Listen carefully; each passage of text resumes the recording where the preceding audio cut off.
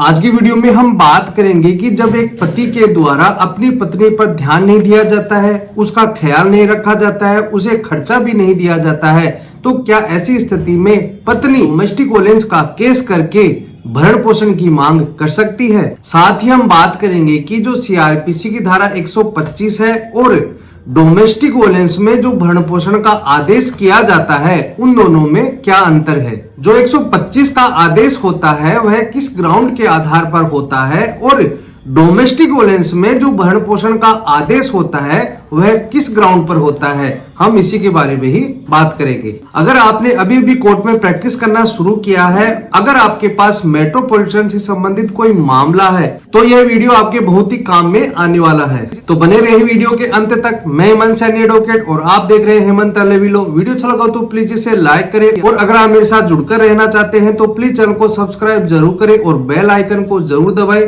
ताकि नोटिफिकेशन आपके मोबाइल पर आते रहे। और अगर आप मुझे फेसबुक पर देख रहे हैं तो प्लीज पेज को फॉलो करें। एक बार आपको शॉर्ट रूम में मैं बता देता हूं कि सीआरपीसी के सेक्शन 125 में क्या बताया गया है। इसमें यह बताया गया है कि अगर कोई व्यक्ति अपनी पत्नी, बच्चों और माता पिता को भरण पोषण देने से मना करता है, उन्हें नेग्लेक्ट करता है, उन पर ध्यान नहीं देता है, तो सीआरपीसी के सेक्शन 125 के तहत माँ बाप, बच्चे और पत्नी उस व्यक्ति पर 125 का केस करके भरण पोषण की राशि मांग सकते हैं। अब 2005 में protection of woman from domestic violence act 2005 आ गया था। घरेलू हिंसा में जो धारा है 18 से लेकर 23 तक, इसमें अलग अलग तरह की रिलीफ बताई गई। डीवी एक्ट के सेक्शन 20 में मॉनेटरी रिलीफ के बारे में बताई गई है और मॉनेटरी रिलीफ के तहत भी कोर्ट गुजारा भत्ता का आदेश पारित करती है। हमारा सवाल ये था कि जब पति के द्वारा पत्नी को नेग्लेक्ट किया जाता है, उसका ध्यान नहीं दिया जाता है, तो सीआरपीसी के सेक्शन 125 के तहत पत्नी भरण पोषण की राशि मांग सकती है। क्या इसी प्रकार से डोमेस्टिक वायलेंस के केस में अगर पति के द्वारा पत्नी को नेग्लेक्ट किया जाता है, ध्यान नहीं दिया जाता है, तो क्या डोमेस्टिक वायलेंस के केस में पत्नी भरण पोषण यानी मेंटेनेंस की मांग कर सकती है?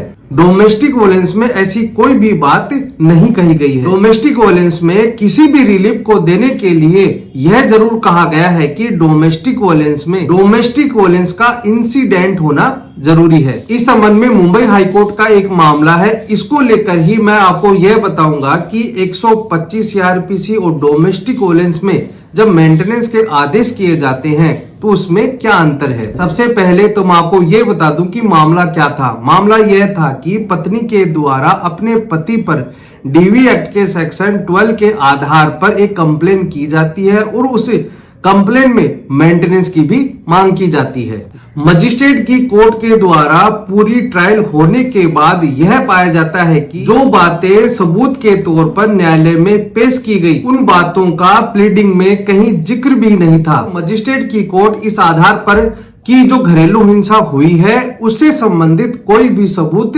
पेश नहीं हुए हैं, इस आधार पर पत्नी द्वारा किए गए डीवी एक्ट की कंप्लेन को खारिज कर दिया जाता है और मजिस्ट्रेट के खारिज आदेश को लेकर पति के द्वारा डीवी एक्ट के सेक्शन 29 के तहत सेशन कोर्ट में जाया जाता है। डीवी एक्ट के सेक्शन 29 में वह अपील के बारे में बताया गया है। सेशन कोर्ट में जब मामला जाता है तो सेशन कोर्ट के द्वारा भी यही देखा जाता है कि पत्नी के साथ जो डोमेस्टिक वायलेंस की घटना हुई है, इसी बात को लेकर कोई भी सबूत नहीं है, लेकिन पत्नी की उपेक्षा हुई है। इस कारण से पत्नी 125 सीआरपीसी के तहत भरण पोषण ले सकती है।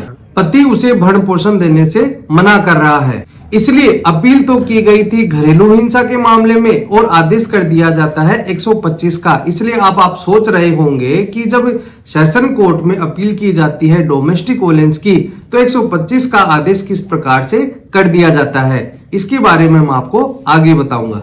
अब जो सेशन कोर्ट का आदेश है, इस आदेश के खिलाफ पति के द्वारा मुंबई हाई कोर्ट में एक क्रिमिनल रिवीजन दाखिल की जाती है। मुंबई हाई कोर्ट के द्वारा कानून को बारीकी से देखा जाता है और मुंबई हाई कोर्ट के द्वारा यह कहा जाता है कि डोमेस्टिक वायलेंस के केस को साबित करने के लिए परीक्षण और भरण पोषण से इनकार और उपेक्षा दोनों ही अलग अलग हैं। डोमेस्टिक वोलेंस के केस में यह साबित किया जाता है कि पत्नी के साथ कोई घरेलू हिंसा हुई कि नहीं, जबकि उपेक्षा और मेंटेनेंस देने से मना करना, इन दोनों को साबित करने के लिए घरेलू हिंसा में कोई भी प्रावधान नहीं है। यह कहा जाता है कि घरेलू हिंसा अधिनियम में भरण पोषण से इनकार और उपेक्षा, इनका परीक्षण करने के लिए कोई भी प्रावधान नहीं है। घरेलू हिंसा की अवधारणा स्पेसिफिक है, जैसा कि डीवी एक्ट में दिया गया है। इसकी तुलना 125 सीआरपीसी की अवधारणा से नहीं की जा सकती। मतलब कि जो बातें 125 में होनी चाहिए भरण पोषण का आदेश करने के लिए, वो प्रिंसिपल डीवी एक्ट में नहीं होने चाहिए। ट्रायल कोर्ट के सामने यह मुद्दा नहीं था कि इनकार और उपेक्षा की अवधारणा पर विचार किया जाए। जो सेशन कोर्ट ने ऑर्डर किया तो मुंबई हाई कोर्ट ने कहा कि पति ने भरण पोषण देने से इनकार किया और पत्नी की उपेक्षा की कि नहीं, बल्कि यह मुद्दा था कि डीवी एक्ट में गुजारा भत्ता देने के लिए क्या घरेलू हिंसा घटित की गई कि नहीं की गई, इस बात पर विचार करना था।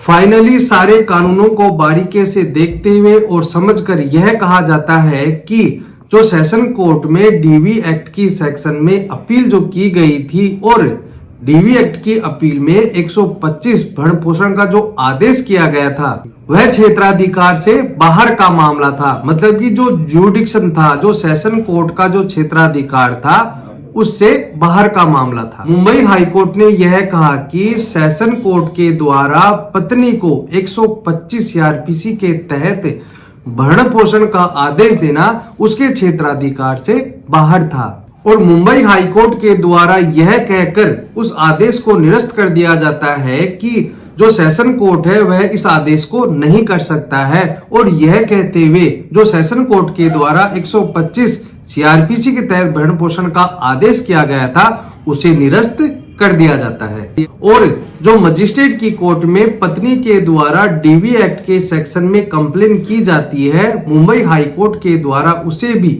खारिज कर दिया जाता है। यह आदेश उन पतियों के लिए है जिनकी पत्नी डोमेस्टिक वोलेंस के तहत भरण पोषण की मांग करती हैं। दोस्तों आज के लिए इतना ही। वीडियो अच्छा लगा हो तो प्लीज इसे लाइक करें। अगर आप मेरे साथ रहना चाहते हैं तो प्लीज चैनल को सब्सक्राइब जरूर करें, और अगर आप मुझे फेसबुक पर देख रहे हैं तो प्लीज पेज को फॉलो जरूर करें, ताकि ऐसे ही नॉलेजेबल वीडियो मैं आपके लिए लाता रहूं। धन्यवाद।